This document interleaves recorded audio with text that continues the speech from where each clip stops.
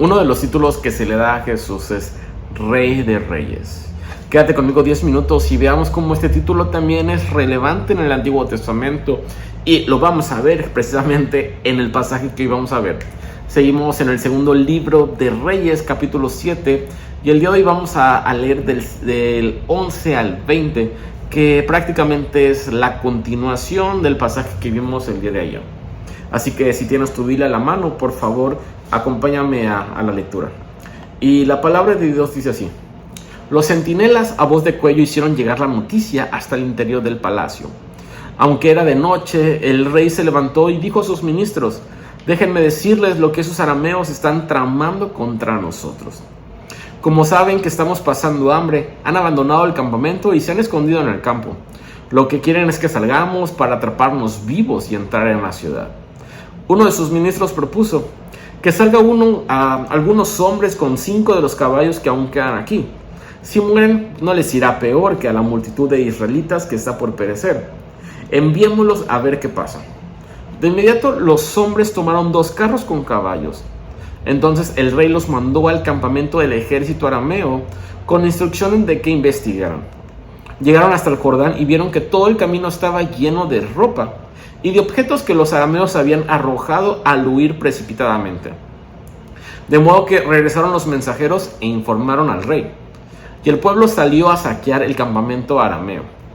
Y tal como la palabra del Señor lo había dado a conocer, se pudo comprar un seah de harina refinada por solo un siclo de plata, y hasta 2 seahs de cebada por el mismo precio. El rey había ordenado a su ayudante personal que vigilara la entrada de la ciudad, pero el pueblo lo atropelló ahí mismo, y ahí se cumplió lo que había dicho el hombre de Dios cuando el rey fue a su casa.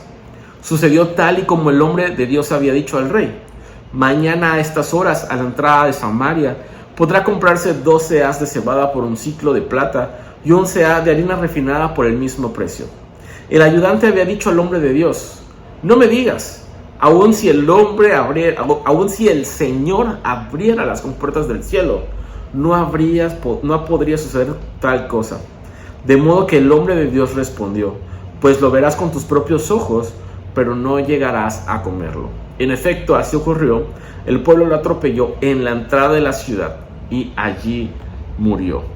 Esta es la historia de la continuación de ayer, como habíamos dicho. Si recuerdas, los leprosos, las personas que tenían enfermedad en la piel, habían regresado a dar las buenas noticias de que el campamento sirio estaba completamente abandonado y que ahí había comida y había todo esto, porque recuerda que estaban sitiados el pueblo de Israel y estaban pereciendo, tenían hambre, tenían desesperanza. Imagínate cuánto tiempo habían dejado de comer ciertas cosas. Estaban en una extrema desesperación, vamos a hablarlo así. Pero entonces en este pasaje estamos hablando de las reacciones al mensaje que ahora están dando a los leprosos, al pueblo, al rey, de que ya eran completamente libres y que había comida y que ya no iban a morir de hambre. Entonces está primero el rey, y el rey lo que hace, o la respuesta, en primer lugar es una respuesta de incredulidad, porque él está diciendo: no, seguramente los sirios se están escondidos en el campo, ellos quieren que nosotros salgamos para que nos capturen y ellos puedan entrar a la ciudad. Lo que están haciendo es que están siendo incrédulos a lo que estaban diciendo a los leprosos, del milagro que Dios había hecho ya ahí en el campamento de los sirios. Entonces, estamos viendo eso. Pero cabe señalar y hay que recordar algo: Dios ya había dado una promesa a través de su profeta. Y si tú recuerdas, los profetas en el Antiguo Testamento eran la voz de Dios para el pueblo. Entonces, Dios ya había hablado. Dios había dado una promesa y Dios había dicho que al siguiente día, a través de su profeta, iban a volver las cosas a la normalidad. La harina iba a volver a su precio normal. La cebada iba a volver a su precio normal. Entonces aquí el problema es mayor. El problema es que el rey no solo no le había creído a los leprosos. En realidad el rey no le había creído a Dios. Así de simple. El rey no había creído lo que Dios había prometido por medio de su palabra, por medio de la palabra que le había dado al profeta. Pero sabes, esto no es tan lejano de la realidad de nosotros, porque si nosotros vamos a la Biblia, el Señor ya ha hablado. El Señor ha hablado, el Señor ha dicho qué es lo que busca de nosotros, qué es lo que quiere de nosotros.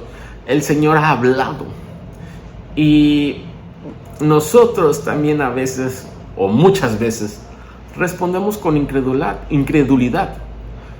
Somos indiferentes a la palabra de Dios, o no creemos en la palabra de Dios.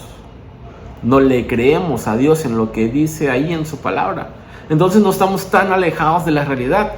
Porque a veces, al igual que el rey aquí, nos dejamos guiar por nuestros propios instintos, nuestras propias corazonadas. Y ese es el gran problema que tiene la humanidad. Queriéndose guiar por lo que ellos creen. Yo queriéndome guiar por lo que yo creo.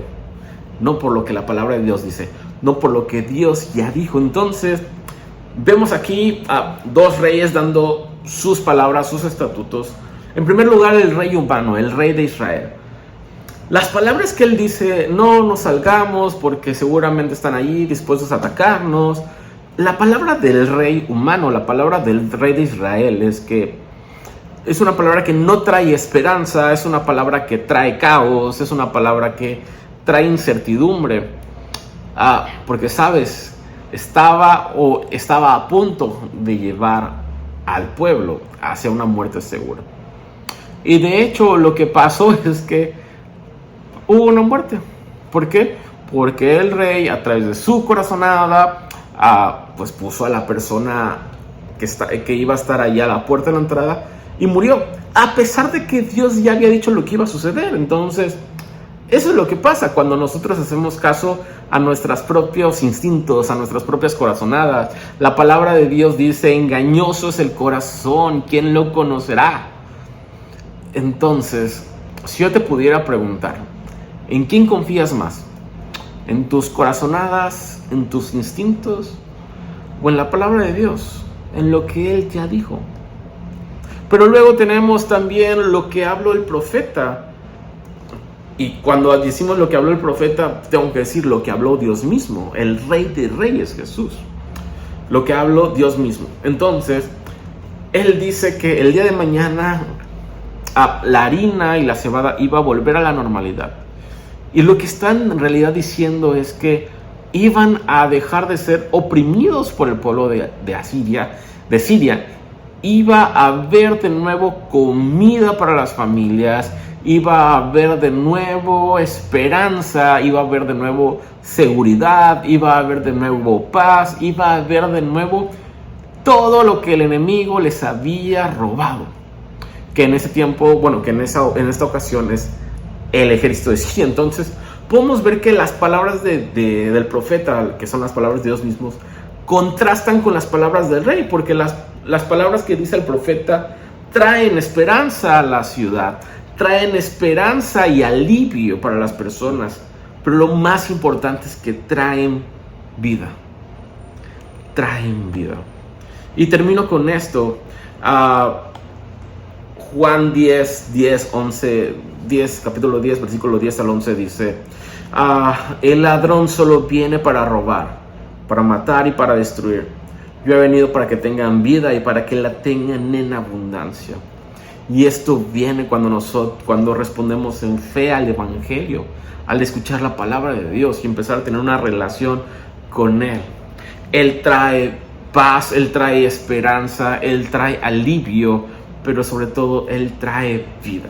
Y no nada más a nosotros, porque al final del día en esta historia no solamente fue a preservar la vida de una persona, preservó la vida de toda una ciudad, trajo transformación a la ciudad, porque al final del día así es como actúa el Evangelio. No nada más para unos, es para las personas que están alrededor de la persona. Entonces termino con esto. Jesús es el Rey de Reyes. Entonces, si Jesús es el Rey de Reyes, tenemos que hacerle caso a lo que Él dice. No a lo que el rey interior mío, Fer, que está en su pequeño trono y que quiere controlar, diga. Porque todo termina en caos, muerte, desesperanza, incertidumbre. Pero la palabra de Dios siempre va a traer esperanza, siempre va a traer alivio y siempre va a traer vida. ¿Por qué no oramos y terminamos este tiempo pidiéndole a Dios que nos dé más y más de Él para poder confiar más en su palabra y mucho menos en nosotros mismos? Bendito Padre Celestial, te damos gracias porque tú eres bueno, Señor, y gracias porque tu palabra nos confronta. Señor, no nos dejes guiar a nosotros por nuestras propias corazonadas, sino que podamos confiar en ti, en el Rey de Reyes, Señor. Gobierna tú nuestra vida, Señor. Señor, quítanos del trono que tenemos en nuestra propia vida. En el nombre de Cristo Jesús. Amén. Nos vemos el día de mañana para un siguiente devocional. Que tengas un buen día.